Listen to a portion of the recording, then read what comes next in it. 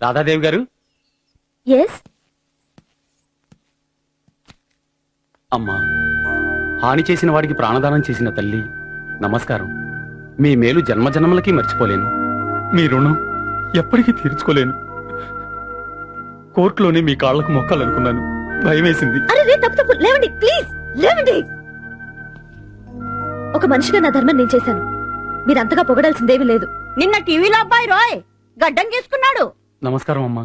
నేను వాళ్ళ బామ్మని, వీడు నా మనవడు గోపాలం. అయినా అదేం పనిరా అబ్బాయి? బామ్మగారు ప్లీజ్. మిమ్మల్ని మించిన వారు మీ భర్త. ఆయనే పెద్ద మనసుతో మిమ్మల్ని సాక్ష్యానికి పంపారు కాబట్టి నేను బతికాను. No no no no no, భలేవరే.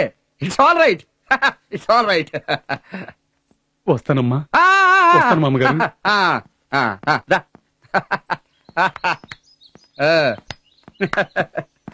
Bye. ఎవడు వాడు?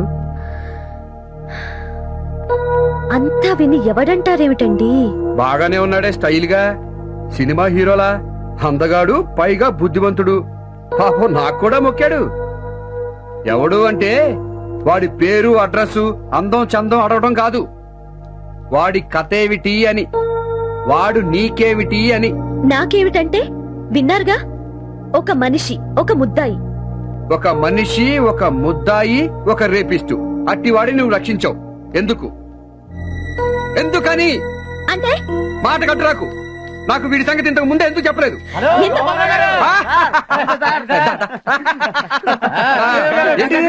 ఇవాళ కపుల్స్ డే. అంటే మదర్స్ డే, ఫాదర్స్ డే లాగా ఈ రోజు భార్యాభర్తల దినోత్సవం అన్నమాట. ఇవాళ గార్డెన్లో దంపతుల పేరేంటి? సూపర్. మమ్మల్ని కూడా పిలిచారే, రావే. రాధా. Yes my husband. ఈ కేసు వదిలే. జోక్ బాగుంది. రాధా, ఇలా రా. ఈ కేసు వదిలేయ్. వదలను. ఆఖరిసారి చెప్తున్నాను, వదిలేయ్. నేను ఆఖరిసారి చెప్తున్నాను, వదలను. నేను నీ భర్తని. నేను రాధని, మనిషిని, లాయర్ని. Mister APP, you may proceed. ముందు డిఫెన్స్ వారి వాదాలు వినేస్తే ఇవాళ ఆవిడ మన ఆనర్డ్ గెస్ట్ కదా.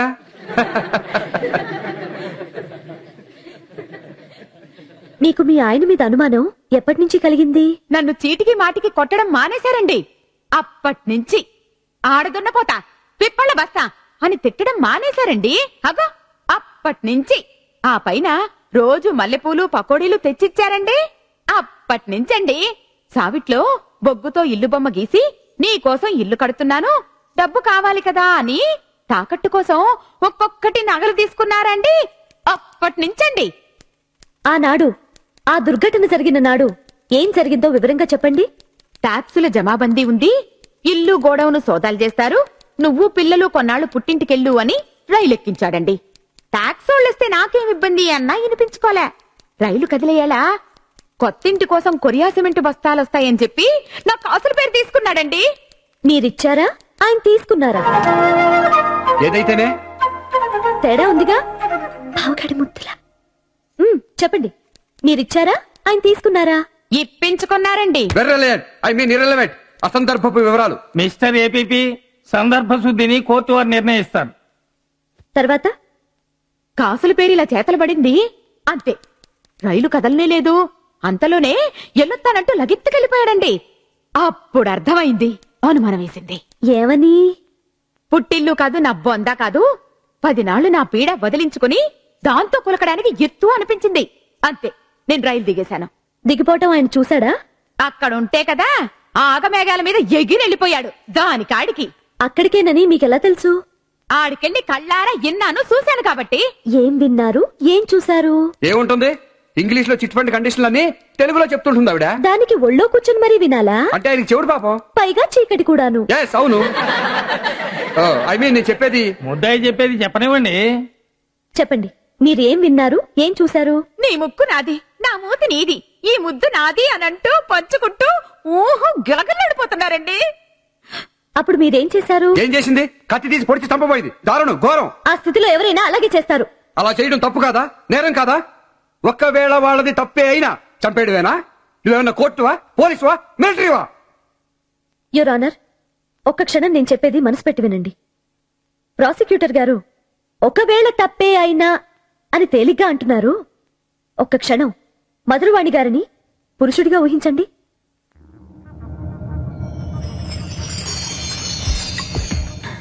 ఇప్పుడు ఆలోచించండి. వరహాల రాజు హఠాత్తుగా ఇంటికొచ్చాడు. అతని భార్య పరపురుషుడి కౌగిట్లో కులకడం చూశాడు. ఈ ముక్కెవరిది? నాది. ఈ మూతెవరిది?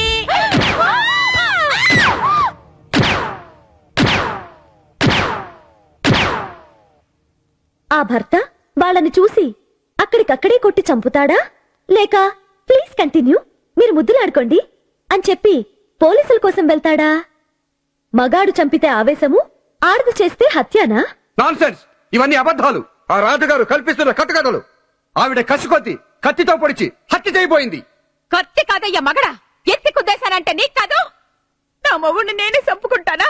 అబ్బి, నాకు 2 పిల్లలయ్యా. వాళ్ళ కోసమైనా నా మొగుడు బతకొద్దు. కొట్టి చంపలేక ఎత్తి కుదేశాను.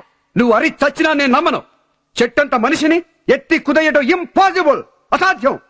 యువర్ ఆనర్, నేను ఓల్డ్ ఫ్యాషన్ ఫెలో. 2 సెక్సులు నమ్ముతాను, ఆడ మగ. ఆడది అబల, మగాడు బల్లుడు. ఒక అబల వల్ల ఈ పని సాధ్యం కాదు. చేసి చూపించమను. Do it, do it, prove it. Your honour, ముద్దాయిని కోర్టు వారికి ఈ లోకానికి ప్రూవ్ చేయమనండి.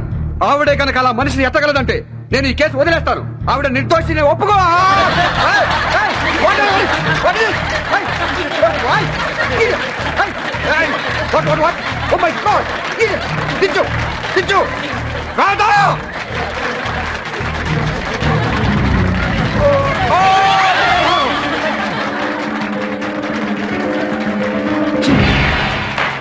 Silence, silence. ప్రాసిక్యూషన్ వారే స్వయంగా ఛాలెంజ్ చేసిన ప్రకారం ఒక స్త్రీ ఆవేశంలో ఒక పురుషుణ్ణి పైకెత్తి విసిరి కొట్టగలదని ముద్దాయి ఒక అబల రుజువు చేసింది. తప్పు చేసిన భర్తని దండించడమే తప్ప తన పుస్తెలతాడు తెంచుకోవడం ఆమె ఉద్దేశం కాదని, కత్తి పట్టినా ఎత్తి కొట్టినా ఏం చేసినా హత్య చేయాలన్న ఆలోచనతో చేయలేదని స్పష్టంగా తేలిపోయింది. ఒక గృహ కలహాన్ని ఒక చిన్న కొట్లాటని హత్య కేసుగా చిత్రించి కోర్టుకు తెచ్చిన ప్రాసిక్యూషన్ వారిని మందలిస్తూ ముద్దాయి కాసులమ్మ నిర్దోషి అని తీర్పు చెప్పి విడుదల చేయడమైనది. కేసుకైన ఖర్చులు కూడా ప్రాసిక్యూషన్ వారు ఆమెకి ఇవ్వవలసి ఉంటుంది.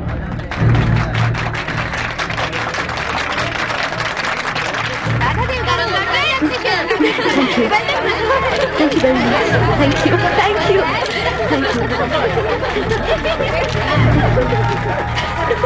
you.